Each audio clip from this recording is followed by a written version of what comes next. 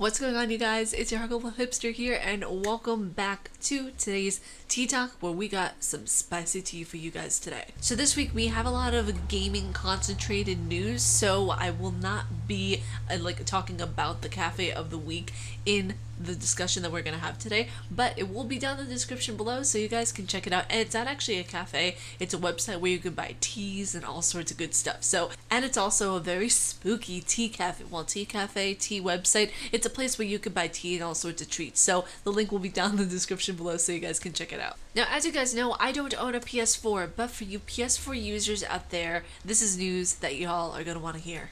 The Last of Us Part 2 is finally, and I say finally, getting a release date. The Last of Us will be released on, drumroll please, February 21st of 2020. What did I tell you guys? I told you guys that it was going to get a 2020 release. What did I tell you? Now on Tuesday they showed another trailer from Naughty Dog, and guys, you guys, the link will be down below, but oh my god, you guys. Now for me personally, I love Naughty Dog Studios because not only are their graphics just chef's kiss, but their stories, plot lines, just everything about the games are really immersive. Now, like I've stated before, I've never played The Last of Us, and I'm really excited for those of you who have a PS4 who are going to get to experience this entire adventure, because I really hope you guys enjoyed it. And I really hope that it's everything every PS4 user has really wanted. You guys have been waiting for this for years. Like, it's been 6 years since the first game and 2 years since the first trailer debuted. So you guys have been waiting a hot minute. Now there's also a collector's edition that is coming out. It states here in the article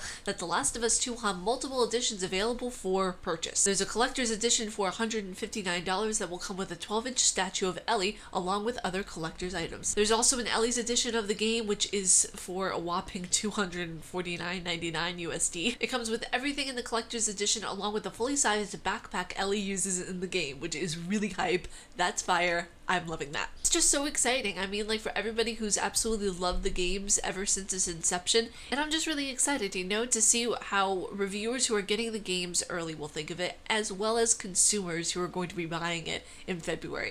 Honestly, I'm very tempted down the road just to get a PS5 to play these games, because The Last of Us has been a game that I've wanted to play for a hot minute. It is the only reason I would ever consider getting a PS4, honestly. Like, them exclusives, they look fire. So let's get on to the next bit of gaming news, which involves Apple. So can Apple compete in gaming? I'm really curious about this. Do you guys think that Apple has the technology in order to compete with some of the biggest gaming companies out there? Apple launched a gaming service for $4.99 a month called Apple Arcade. Now, I remember making a video a while back saying that mobile gaming wasn't gaming. Well, that's a lie. All of the gaming capabilities and all of the new kind of different platformers and indie games that are coming out that I saw from Apple Arcade, they're really stepping up their game when it comes to mobile gaming. Now, it states here in the article that although smartphone gaming has yet to gain the same traction in the US as it has in other parts of the world, Apple is looking to change that with the newest service for Apple Arcade. Now, it continues on the article by stating on Apple TV, some games work with the trackpad on Siri remote,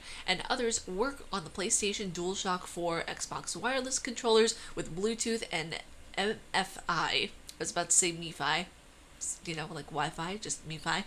And what I've come to find doing research on the availability of different games in the Apple Store is that a lot of games that are available on PC and even Xbox One are available on not only the Apple Arcade, but the Apple Game Store in general. So that dual compatibility you got going on is really nice. I think it's awesome what Apple is doing. I honestly thought that Apple was kind of going a little bit downhill after some of the MacBook controversies that were going on with the hardware being an issue, but after hearing this, my hopes are kind of skyrocketing. But after hearing about this, I'm very, very pleased. Now, we have one more story to cover, and since I did not have enough time to cover all the stories that I wanted to, the ones I did not cover in today's Tea Talk will be down in the description below for your viewing pleasure, along with all the articles we discussed today. So this last one I'm really, really excited about, because this is a game that I've not only wanted to play for a very long time, I've heard amazing things about it, and it's The Vampire Masquerade. Now, there aren't that many vampire games in general. I don't know why, but there just aren't. We have Vampire Masquerade, we have Blood Rain, we have Vampire, we have a few others, I think, but there aren't too many, unfortunately, and kind of ironically. But it states here in the article that Vampire the Masquerade Bloodline Score gets a remaster. Now, y'all thought it was the game getting a remaster.